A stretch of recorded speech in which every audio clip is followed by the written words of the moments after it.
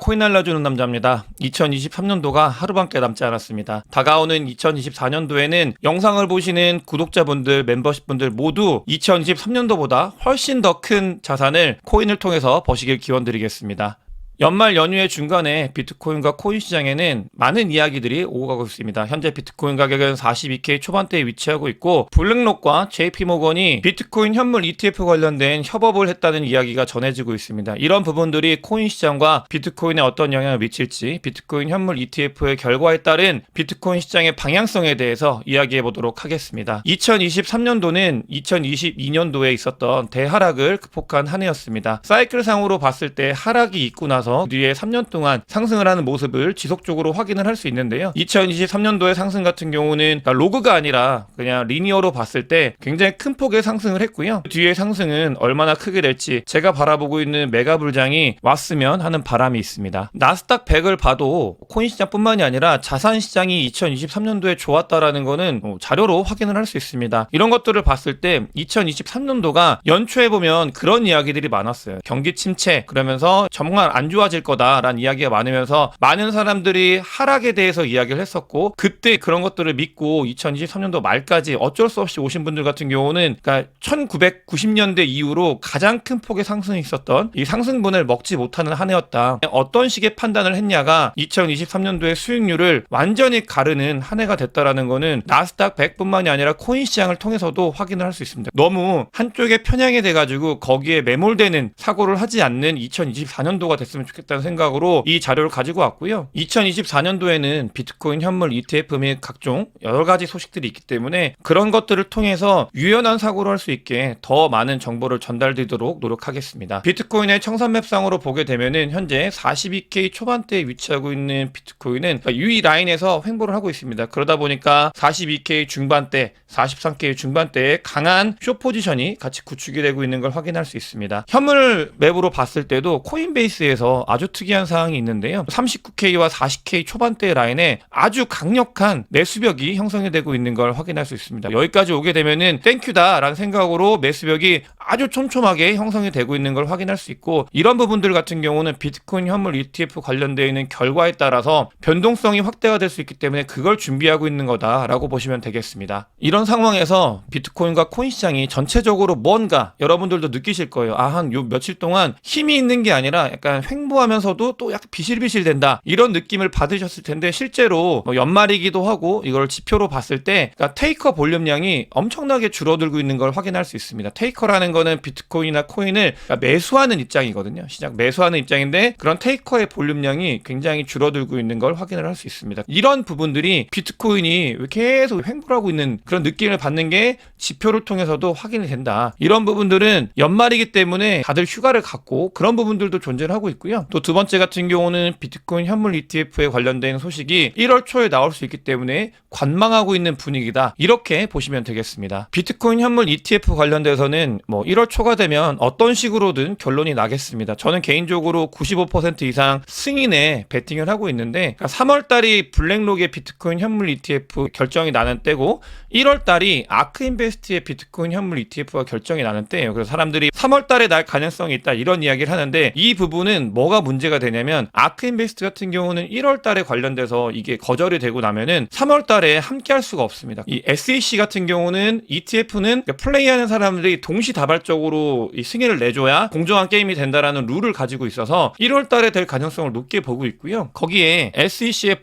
블랙록이 SEC의 서류를 제출을 했는데 AP를 기재를 했습니다. AP에 JP모건이 AP로 참여를 한다. 블랙록에 참여를 하는데 블랙록뿐만이 아니라 다른 곳들도 JP모건은 참여를 한다라고 AP에 적극적으로 임하고 있습니다. 제이미 다이먼 회장 같은 경우는 청문회 가가지고 내가 정부면 암호화폐나 비트코인을 없애버릴 거다라고 이야기를 하고 굉장히 싫어한다라고 말은 하고 있지만, 그때 말씀을 드렸죠. 크립토 관련돼 있는 부서 사람들을 3배를 늘리고 또 자기는 오닉스를 통해서 RWA를 하겠다고 이야기를 하고 있고, 비트코인 현물 ETF 관련돼서는 너무나 돈이 될 걸 알기 때문에 본인들이 AP로 참여를 하겠다, 이게 선언을 하면서 재미난 거죠. 우리는 이런 부분에서 늘 생각을 해야 되는 게 어떤 행동을 하는지, 이런 부분들이 너무 중요하다. 그런 것들의 의도가 무엇인지를 봐야 되고, 단기적으로 흔드는 것들, 그 이유가 무엇인지에 대해서도 명확하게 살펴야 살펴야 된다라는 거는 이분의 행동을 보면서도 알 수 있습니다. 그러면서 다음 주 화요일이나 수요일 날 비트코인 현물 ETF 관련돼서 출시를 승인을 통보할 수 있다라고 SEC가 이야기를 했다라는 소식이 시장에 전해지고 있습니다. 저희는 연휴지만 그러니까 원래 이런 게 있어요. 미국 애들이 연휴에 연말 연휴 때는 정말 일을 안 하거든요. 근데 이 비트코인 현물 ETF 관련돼서 너무나 급박하게 돌아가고 큰 돈이 몰려있기 때문에 누군가는 열심히 일을 하고 있다. 이런 것들이 소식으로 전해지고 있습니다.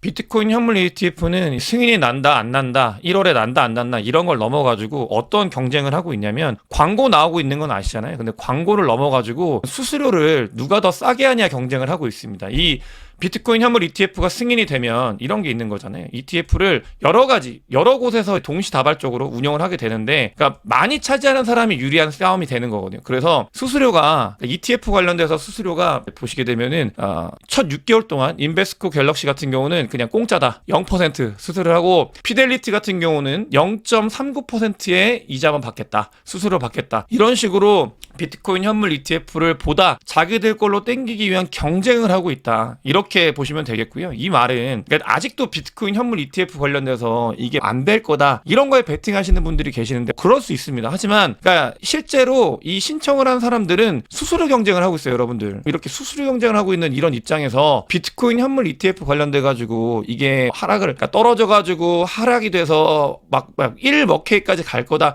이런 식의 뷰로 보는 거는 조금은 위험한 생각이다라는 생각을 가지고 너무 경직돼 있는 사고다. 저는 그런 것들이 이 코인 시장에서 우리가 뭘 맞추는 게 중요한 게 아니잖아요. 이 안에서는 내가 돈을 버는 게 중요한 건데 그게 주객이 전도돼 가지고 조금 뭔가가 잘못이 되고 있다는 생각을 가지고 있고요. 여러분들도 유연한 사고가 정말 중요합니다. 만약에 비트코인 현물 ETF가 승인이 안 됐어. 그럼 거기에 맞춰 가지고 분석을 하고 그 다음을 준비를 해야 되는 거고요. 하지만 같은 경우는 비트코인 현물 ETF 관련돼서 수수료 경쟁을 하고 있는 그런 모양이기 때문에 될 가능성이 굉장히 크구나. 그런 것들을 보면서 우리가 앞으로를 대응해야 된다. 이런 말씀을 드리고 싶습니다. 그러면서 실제로 비트코인 현물 ETF가 승인이 되면 뒤가 어떻게 될 건지에 대해서 많은 이야기들이 오고 있습니다. 사실 그때 한번 말씀을 드렸던 게 하락을 베팅하는 사람들이 너무 많아서 비트코인 현물 ETF 승인이 되면은 하락이 되고 그 다음에 갈 거다. 이런 이야기가 많이 나올 거라고 말씀을 드렸고 그런 부분들을 제외하고도 보게 되면은 이런 게 있습니다. ETF 관련돼서 막 랠리 달렸잖아요. 이 뉴스 소식이 전해지면 승인이 됐다고 하면은 잠깐 쉬었다가 뒤에 갈 거다. 2024년도 후반대에 광풍이 올 거다라는 이야기를 하고 있고요. 이런 부분들은 개인적으로 조금 동의를 하는 부분이 있어요. 거기에 비트와이즈가 현물 비트코인 ETF를 시딩하려고 2억 달러 상당의 비트코인을 매입할 예정이다. 이게 시딩을 하는 게 무슨 말이냐면은 비트코인 현물 ETF가 승인이 되면 사람들이 비트코인을 실제로 ETF를 살 거잖아요. 그렇게 되면 처음에는 자기들이 비트코인을 가지고 있어야 되니까 그런 부분들 때문에 이 운용사가 비트코인을 사는 그런 행동인데 이게 이 비트와이즈 같은 경우는 2억 달러를 시딩한다고 하고 그때 블랙록 같은 경우는 1,000만 불 시딩한다고 이야기가 됐었죠. 그렇게 이야기가 오고 있고 근데 중요한 거는 이런 부분들이 있습니다. 어떤 해석이냐 비트코인 현물 ETF가 승인이 됐을 때 이 시딩을 할 때 비트코인이 싸야 이득이잖아요. 비트코인을 싸게 사는 게 이득인 거니까 그러기 위해서 가격을 낮출 가능성이 있다. 이런 이야기를 하고 있습니다. 현물 ETF가 승인이 되면 뒤에 시딩을 하기 위해서 비트코인을 사야 되는데 바로 그냥 올라가서 사는 것보다는 떨어뜨려 놓고 사는 게 좋기 때문에 이런 부분들이 월가에서 이야기를 전할 가능성이 있다. 그런 이야기를 하고 있고요. 실제로 이런 부분들 같은 경우는 기술적으로 논리적이기 때문에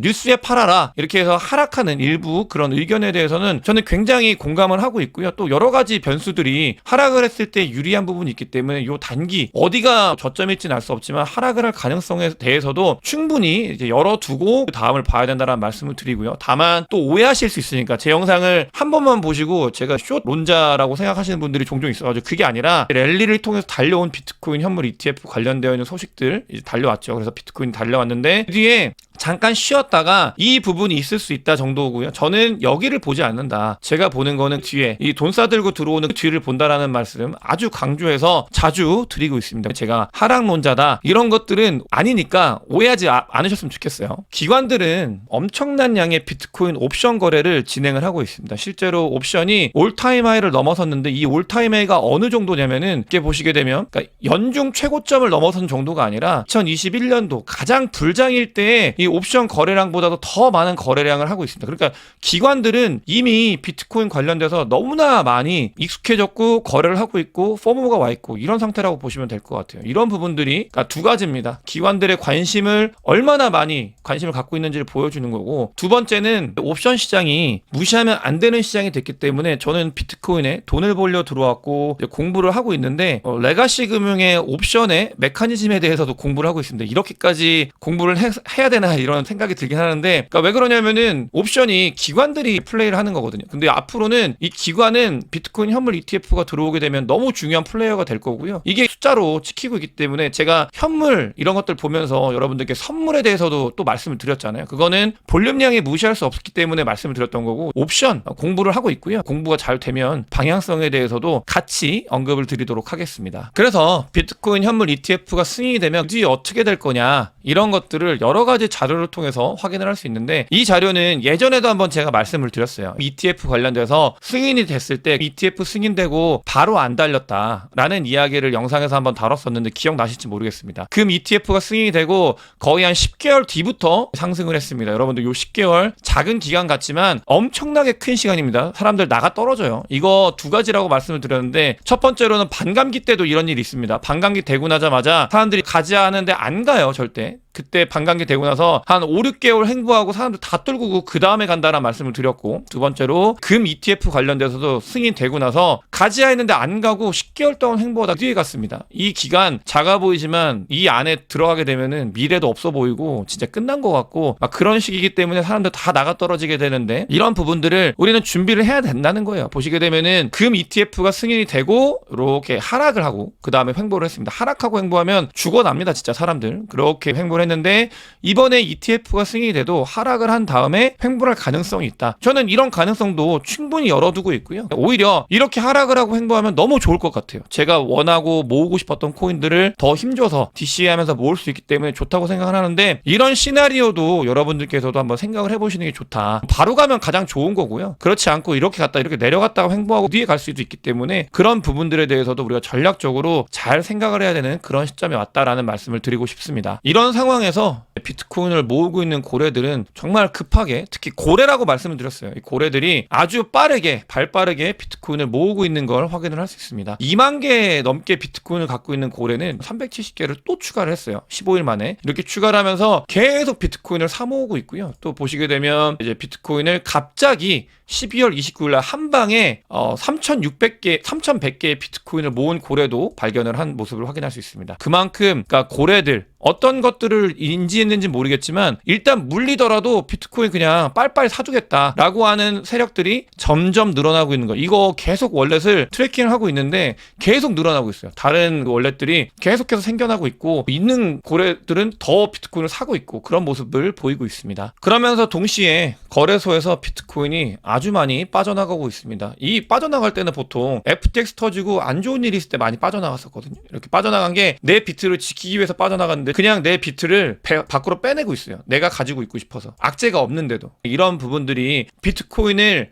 보유한 사람들이 앞으로 어떤 방향성을 띨지 가지고 간다라는 거는 오랫동안 보관을 할 거라는 의미거든요. 이런 움직임들이 계속해서 일어나고 있다. 그러면서 동시에 제가 아주 더 길게 봐야 되는 하나의 뭐랄까요, 내러티브라고 해야 되나요?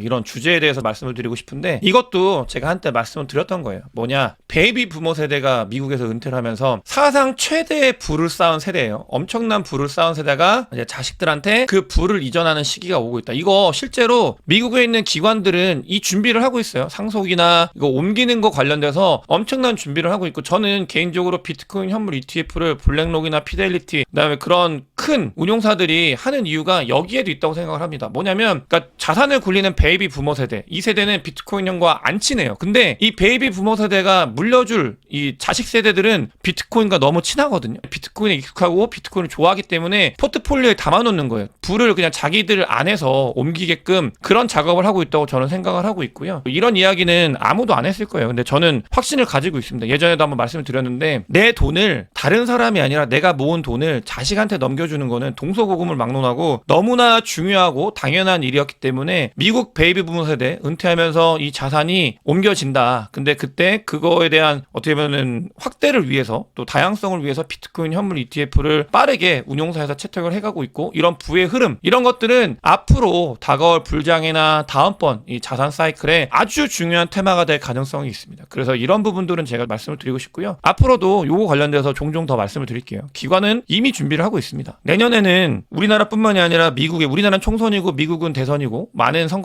있다고 했죠. 보시게 되면은 뭐 저출산 되게 심각하고 어려운 문제긴 한데 그러니까 그런 것들도 중요하고 보게 되면 결국 돈 풀린다는 이야기를 하고 있어요. 청년 내 집 마련 기준 보면은 정책이라는 게 여러분들께서도 아시겠지만 옥죄는 건 거의 없습니다. 뭔가를 그러니까 돈을 더 빨아가겠다 정부에서 네 돈 내놔라. 이런 정책은 거의 없어요. 보시게 되면 정책이 다 돈을 푸는 방향으로 가고 있습니다. 그런 것들을 말씀을 드리고 싶은 거예요. 이게 보이지 않지만 전 세계에서 나라별로 다 돈을 푸는 방법들 중에 하나거든요. 이런 돈이 풀렸을 때 돈이 무조건 자산시장으로 몰릴 수밖에 없다. 가속화될 수밖에 없다라는 걸 여러분들께서도 꼭 아셔야 되고요. 그런 것들이 움직임이 보이고 있어서 저는 이런 것들이 저출산의 큰 위험 이런 것들도 맞지만 다음은 어떻게 되느냐를 보는 사람이기 때문에 이게 다 자산시장에 들어올 가능성이 큽니다. 그런 부분들을 말씀을 드리고 싶었고 OKX에서 모네로 지켓이 등 프라이버시 코인을 상장 폐지한다고 합니다. 여러분들 이거 잘 아셔야 되는데 프라이버시 코인은 GK 이런 거 완전히 관련이 없어요. 이거 익명성 코인이와 다른 개념인데 그러니까 그걸 착각하시는 분들이 있어가지고 프라이버시 코인을 한국 분들이 많이 들고 계시거든요. 그래서 이거 앞으로 거래소들 이게 왜 상장 폐지를 하냐면은 미국 관련돼서 테러리스트 단체 자금 세탁 이런 것들 굉장히 법안이 규제가 빡세게 올 거기 때문에 그것 때문에 OKX가 상장 폐지하는 거거든요. 그래서 여러분들께서도 보시면 이 코인들은 앞으로 거래소에서 더 많이 상장 폐지될 가능성이 있다. 그래서 조심하셨으면 좋겠다라는 측면에서 가지고 왔습니다. 이더리움이 로드맵을 새로 공개했다고 합니다. 열심히 하고 있고요. 이더리움 같은 경우는 잘 해줘야 알트코인들이 더 잘 나가기 때문에 이 새로운 로드맵이 나왔을 때 보통은 이더리움에 뒤에 움직임이 있었기 때문에 어떤 움직임이 있을지 살펴보면 좋을 것 같습니다. 마지막 날 영상 봐주시느라 너무 감사하고요. 2024년도도 잘 부탁드리겠습니다. 영상 봐주셔서 대단히 감사합니다.